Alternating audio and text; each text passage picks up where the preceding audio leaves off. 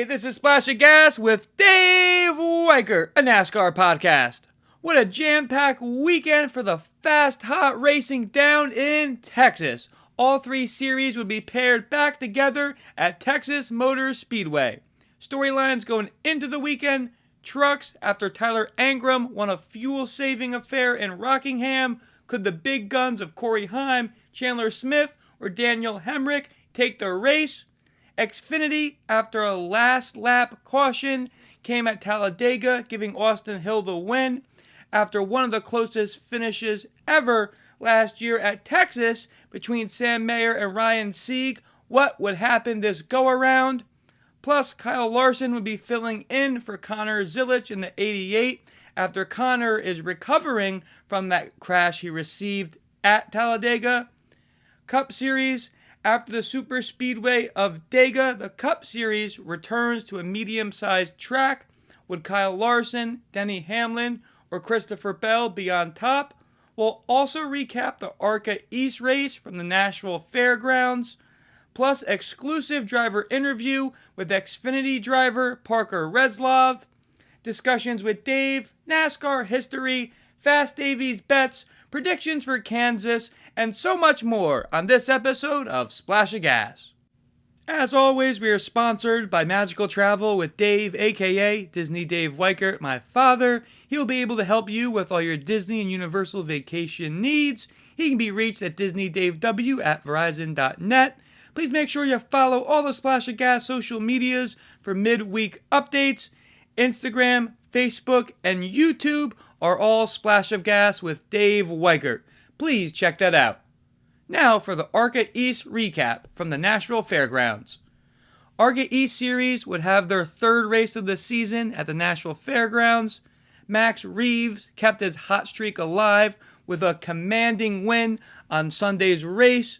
The skies were cloudy, but Reeves made things look clear and easy, cruising to his second straight ARCA East victory this year, and he's done it in only 2 starts.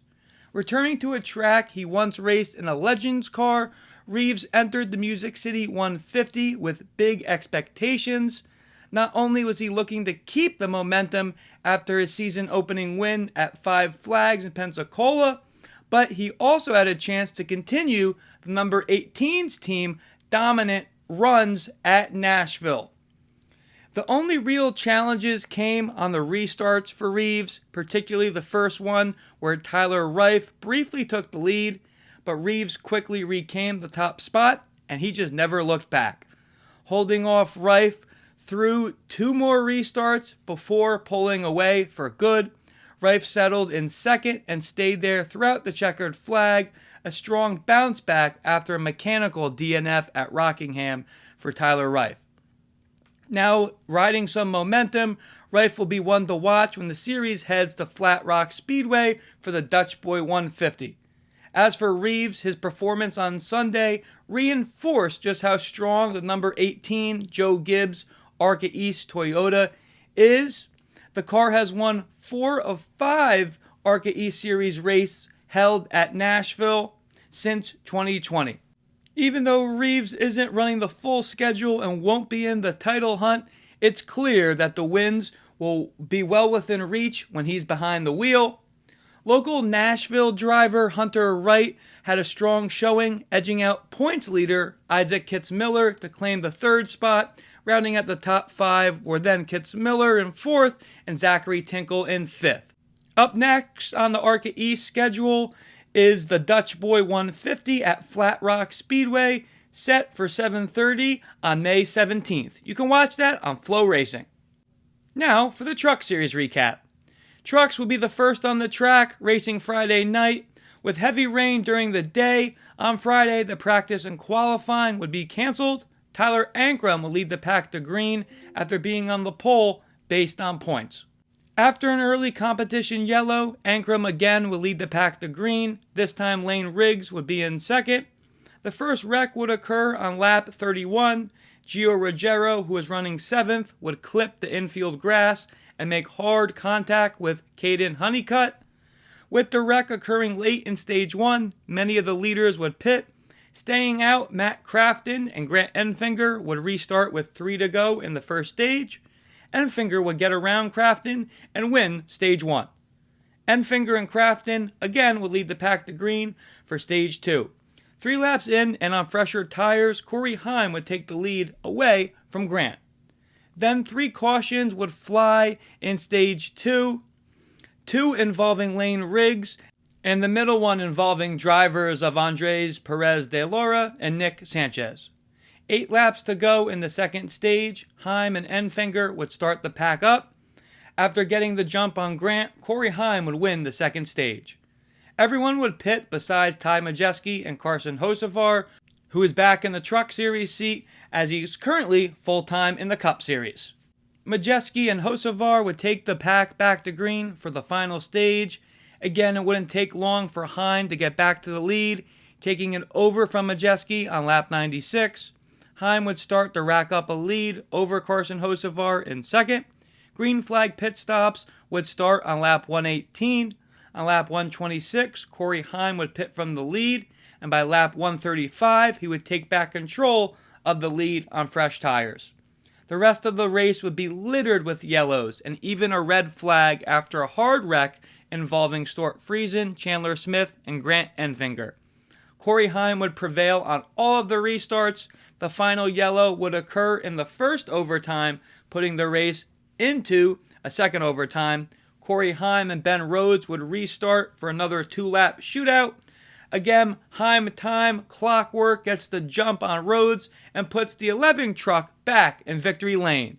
Congrats to Corey Heim and that Tricon Garage team. Now for trivia time. This week's question is, who won the first Cup Series race at Texas Motor Speedway in 1997? Hint, we had a relative of his on the show recently. Answer at the end. Now for the Xfinity recap. Xfinity would get the Texas Fun firing into Saturday. Qualifying would get canceled just like the trucks. Austin Hill would be on the pole and lead the pack to green. Mayhem would occur early with 3 yellows occurring in the first 21 laps. Christian Eckes, Sammy Smith, Josh Bilicki, and Leland Honeyman would all get involved. Justin Allgaier and Austin Hill would restart the field 5 laps later. Allgaier would get the jump and start to rack up a lead. Kyle Larson, who was replacing Connor Zilisch, who was out due to injuries from Talladega, would work his way up to second. Justin Allgaier would go on to win the first stage. After getting off pit road first, Austin Hill and Brandon Jones would restart on the front row for the second stage. Hill would get the jump, but by lap 68, Justin Allgaier would be hot on his tails. Hill would be able to hold off Allgaier. A yellow would occur late on lap 88 for a Chris Wright spin. Austin Hill would go on to win the second stage under yellow. Just like stage 1, carnage would occur early. Yellows would fly on the first 2 attempts of the third stage, collecting 13 cars in both. Allgaier and Hill would restart, with Justin getting the jump.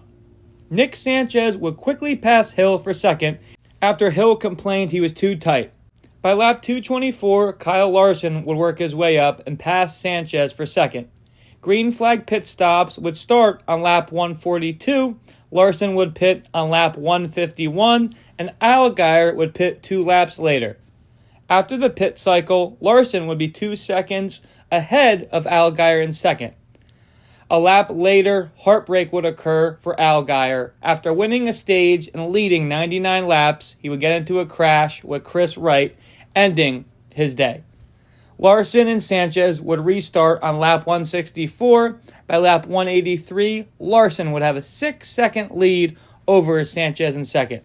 In the closing 12 laps, 2 yellows would come out for wrecks involving Corey Day, Sammy Smith, and Austin Hill, putting the race into overtime, but the yellow flag would come out on the first overtime restart after Jeremy Clements would spin after heavy wall contact. Sam Mayer and Kyle Larson would restart on the front row for the second overtime. Larson would get the jump and bring it home for the win. Taylor Gray would make a surge and get past Mayer and bring it home second. Even with Connor Zilisch out, the 88 driven by Kyle Larson sees victory lane. Next, the Cup Series recap. The big one under the sun for the Cup Series will get underway Sunday afternoon in Texas. Carson Hocevar would be the fastest in qualifying and be on the pole. This is Hocevar's first pole at the Cup Series level. Carson would get the jump come the green flag and be at the lead until the first yellow would occur on lap 20 for Noah Gragson spinning. After coming first out of the pits, Austin Cindric and Josh Berry would lead the pack back to green. In the closing laps of Stage 1, Denny Hamlin's engine would blow, engulfing the car in flames. He would get out safely. Austin Cindric wins the first stage under yellow. Cindric and Berry restart the pack back for the second stage, but they wouldn't even make it a lap after Chase Briscoe and Riley Herbst tangle. On the following restart, Berry would get the jump and take the lead, but it wasn't meant to be. 30 laps later, Berry would spin from the lead after contact with the wall. Todd Gilliland and Kyle Larson would be on the front row for the ensuing restart. Larson would get the jump and start to put time between him and second place. 3 laps later, in Stage 2, Chris Buescher would lose a tire, ending the stage yet again under yellow. Kyle Larson would win the second stage. Stage 3 would start with another wreck on the restart, collecting 4 cars. William Byron and Chase Elliott would restart the pack back to green. By lap 191, Kyle Larson and Ty Gibbs would both get passed by Byron and be running first and second. 5 laps later, Ryan Blaney would pass Ty Gibbs for the second spot. On lap 200, the next round of green flag pit stops would start. Then from lap 220 to laps 254, 4 yellows would fly. Michael McDowell and Ryan Blaney would restart on the front row for the ensuing restart. McDowell, like he did on the previous restart, would take the lead. A lap later, Joey Logano would pass teammate Blaney for second. Heartbreak then would occur for McDowell. He would get passed by Logano, then Blaney, and McDowell would end up in the wall, ending his day, putting the race into overtime. On the overtime restart, Blaney and Logano would lead the pack for a 2-lap shootout. Logano would prevail and take his first win of the year. Congrats to Joey and team. Quick look back at the predictions. Trucks went with Corey Heim. He brings home the checkered flag with a win in Texas. Xfinity went with Justin Allgaier to grab his first ever Xfinity win in Texas. He leads a bunch of laps but gets caught up in a wreck and finishes 35th. Tapped KFB, Kyle Busch to win. He doesn't have the speed in the Cup Series and finishes 20th. Now for yellow flag, green flag. First, green flag for the ARCA East Series to Max Reeves, back in the 18 for his second ARCA East start of the season, and he's 2 for 2 in his starts, winning both races he's entered this season. Trucks, yellow. Poor Stort Friesen. Feel like week in and week out he gets caught in crashes he has nothing to do with recently. He's won at Texas in the past. Rough ending for him. Trucks, green flag. Corey Heim gets out of his mechanical failure funk with a win in Texas. Xfinity yellow. Predicted him to win and he was leading and just looked so strong. Gets bit with the bad luck and wrecks. Yellow flag, Xfinity, Justin Allgaier. Xfinity, green flag. He doesn't get the win, but Taylor Gray finishes second to Kyle Larson with being the first of the Joe Gibbs cars and finishes above full-time Cup Series driver Riley Herbst, who finished third. Cup Series yellow, just heartbreak for Michael McDowell. He goes from first to worst very quickly at the end of the race. Hope his team can rebound for Kansas. Cup Series green. Ryan Preece and others have come out about his lack of respect for his equipment, but he's a race car driver. Not the ending he wanted, but green flag to Carson Hocevar, leads the race early and gets his first career pole at the Cup Series level. Our next guest we bring on the show is NASCAR Xfinity driver Parker Retzlaff. Parker drives the number 4 Chevy entry for Alpha Prime Racing. 2025 is his first season with Alpha Prime and his third full-time at the Xfinity level. Parker's crew chief is Joe Williams. Here's what Parker had to say. Thank you so much for joining the show again, Parker. Last time we were talking to you was at Daytona after the practice. A lot has happened since then. Before we dive deep into Rockingham and Texas, how has been the change so far this year going to Alpha Prime Racing? Yeah, I mean, the change has been, it's been something I needed, and it's been a good change overall. Just kind of, it's a little bit hard to just start with a new team and, try and build and figure out what everyone needs to be at their best potential. So we're getting there, and I feel like every week we're building something stronger, and I feel like we're getting better every week. Awesome. I appreciate you touching on that. The start of this year was a little rocky for you. After the COTA qualifying, you get a P11 finish in Phoenix. Then a few weeks later, P12 in Martinsville. Several weeks later, you qualify second in Rockingham, get some stage points, being second after the first stage. Once the inspections, you end up coming out with a P2 finish. First, how was the repave of Rockingham, and what did that finish mean to you? Yeah, I mean, I think the repave of Rockingham was a lot of fun. It widened out a lot more than I was expecting. And I made the racing very good, but overall it was just a great car that whole day, and I feel like we ran, top 5 to top 7 all day, and I felt it meant a lot to me to finish second there since it was the first time going back, and I know that was kind of one that everyone had circled when we were going back there, so it hurt a little bit to qualify a 1,000th off the pole, but to start second and finish second was a great day overall. Gotcha. Seemed like you guys unloaded with a lot of speed with that car right off the bat.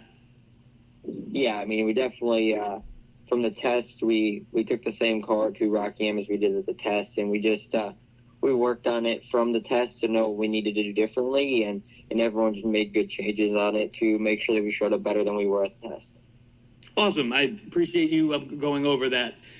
This past weekend, you were in Texas. You started 34th with the qualifying getting rained out. You finished stage 1 in the 23rd spot. What did the first stage tell you about your car, and how are you feeling for the next 2 stages? Yeah, I mean, I think just not having any practice, not having to qualify any of that, it makes it a little bit harder for us. But I feel like we were, a top 15 car and just needed a few more changes to go in the right direction. But overall, just a good car again, and just got to keep working forward. Gotcha. You end up in Texas with a P14 finish, which is your 4th top 15 of the year. How do you feel leaving Texas? Yeah, I mean, I feel good. I think it's just building blocks for something to try and, do something bigger at the end of the year, or try and, get back to that top 5 and even a win before the end of the year. Gotcha. Xfinity season, as you know, can be demanding. You have a couple weekends off before Charlotte. Any plans for the break? And do you think you'll have momentum after that top 15 at Texas? Yeah, I mean, I think that was the goal going into Texas, was to have a little bit of momentum for the 2 off weeks. And, I think everyone's going to keep working for the next 2 weeks. And then, we'll go to Charlotte and our home race and try and have a good day there too. But I got no plans other than I'm going to go to Stafford next weekend and watch my girlfriend race. But other than that, I'm not going to do anything. Gotcha. Neither R&R, totally get it. You and your teammate Brennan Poole have each had top 5 finishes this season. What does it say on what you're developing and building at Alpha Prime? Yeah, I mean, it's been great to, get that with the team, with my 2nd place and Brennan getting 4th at Rockingham, and then his I think he finished 4th at Martinsville too. So just overall getting 3 top 10 or 3 top 5s this year as a company has been I think an improvement, and I think it's made everyone very happy, and just got to keep working in that direction. Gotcha. Last question, easy answers for this one. Just are a win, making the playoffs, but what are your goals for the rest of this season? Yeah, I mean, I think the goal is to win, and I think that would be a very good goal for me, is to win. But I think overall just stay consistent the rest of the year and try and make top 20 in points and have a good end of the year. Okay, awesome. No, I appreciate you touching on that, and really appreciate your time. And thanks so much on hopping on the show, and hope to have you on the show before the end of the season. Sounds good. Thank you very much. Awesome. Thanks so much, Parker. Bye. Great to talk to Parker again. Wish him the best the rest of this season. Always appreciate his insight. Now for Discussions with Dave. First topic. Dega filled jeers. brings sweet, sweet victory to Logano in Texas. Put last week's episode out pretty quickly after the Cup race in Talladega, was traveling for work at the beginning of last week. Did not get to go over all the drama between Joey Logano and Chipper Jones. Yes, I said the Hall of Fame baseball player, Chipper Jones.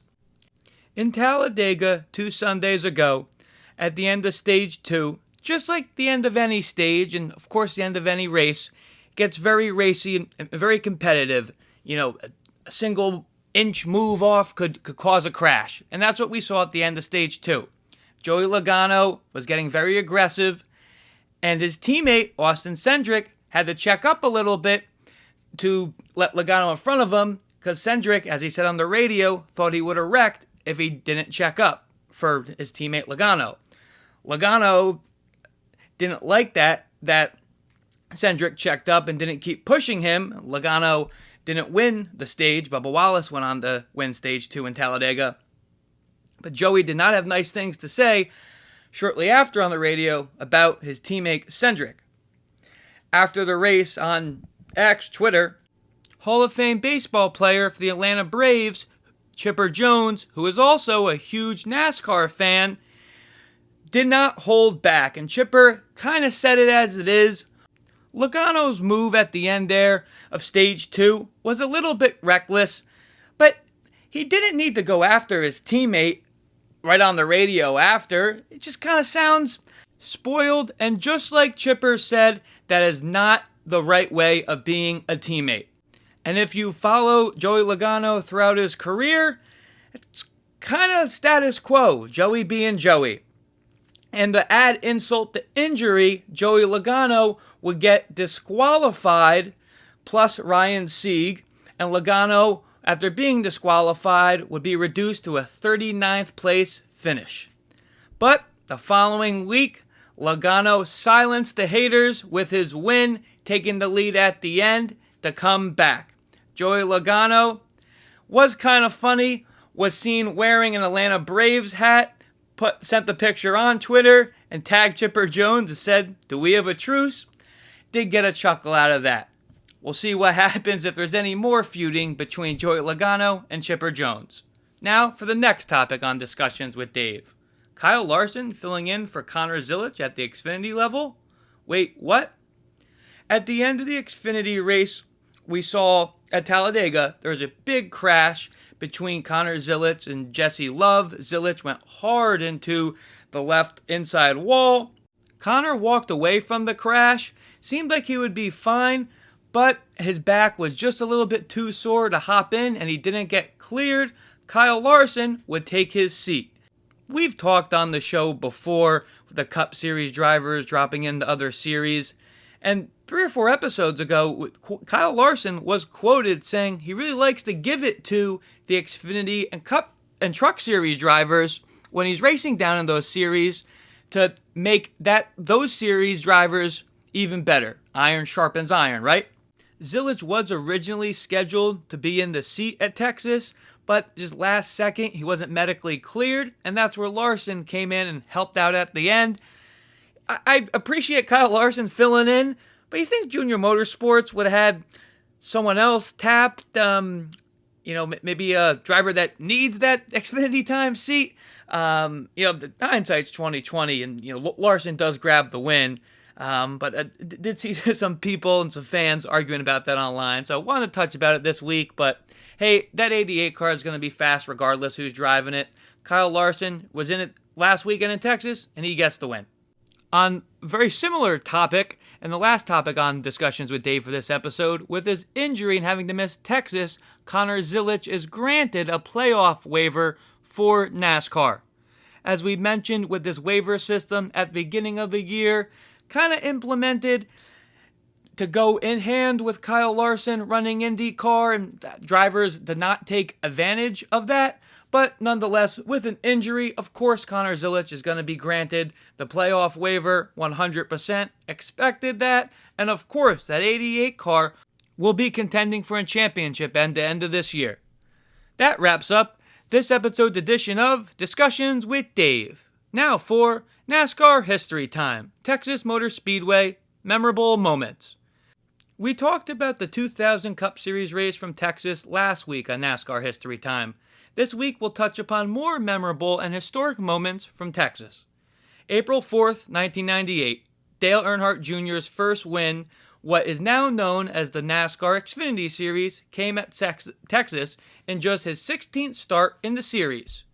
The victory was his first on the NASCAR National Circuit and his first win over a 2-year stretch where he claimed 2 Xfinity Series titles and netted his first of 13 wins. November 6, 2005, as one of 5 Roush Fenway drivers in contention for the championship, Carl Edwards led 82 laps before a caution for debris sent him to pit road for new tires. Edwards' stop allowed Mark Martin to take the lead, but with fresh tires, Edwards was able to scoot past the number 6 and take the win. Carl Edwards' performance trimmed the gap between him and points leader Tony Stewart to 77, but Stewart went on to win the championship. The race was also the first fall event in Texas. November 2nd, 2014, the new elimination-style playoff format saw tempers boil over in a big way after a late race move by Brad Keselowski that led to a cut tire for Jeff Gordon. Gordon and Keselowski were both in the round of 8 and had words on pit road after the race, with Gordon pulling up alongside the number 2 car with a slight shove from the eventual 2014 champion Kevin Harvick. A melee ensued on pit road. Both Gordon and Keselowski were eliminated from the playoffs next week in Phoenix, though. That wraps up this week's edition of NASCAR History Time.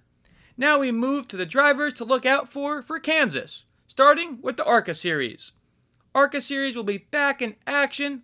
Lawless Alan won the 3rd race of the season. Last time they were racing at Talladega. Look out for him and the rest of the Venturini Motorsports team. LeVar Scott is currently atop of the standings going into Kansas. He's one to look out for as well. Brendan Butterbean Queen will be looking to rebound after a tough day at Talladega.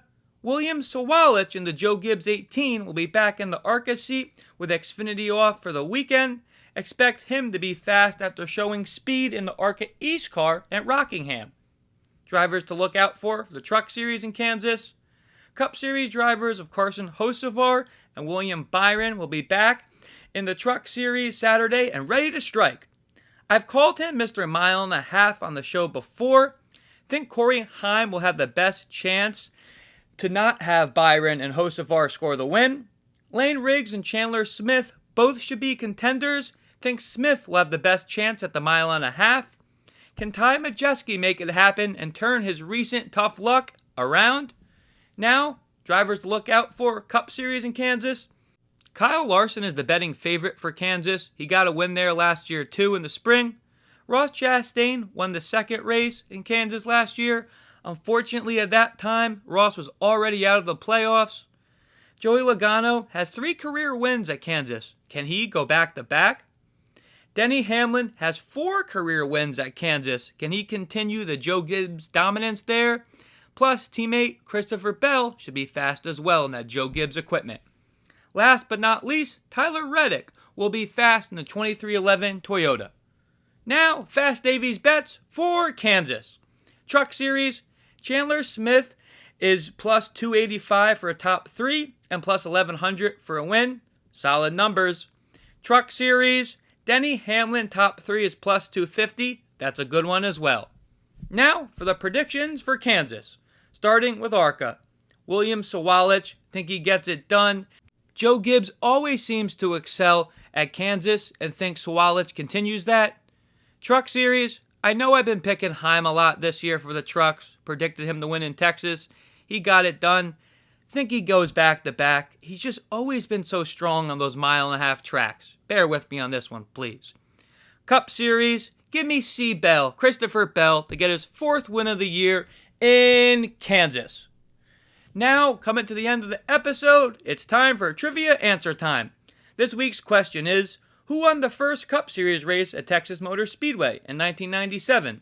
Hint, we had a relative of his on the show recently.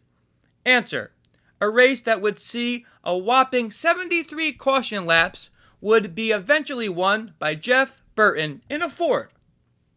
That wraps up this week's episode. As always, we're sponsored by Magical Travel with Dave, aka Disney Dave Weichert, my father. He will be able to help you with all your Disney and Universal vacation needs. He can be reached at DisneyDaveW@Verizon.net.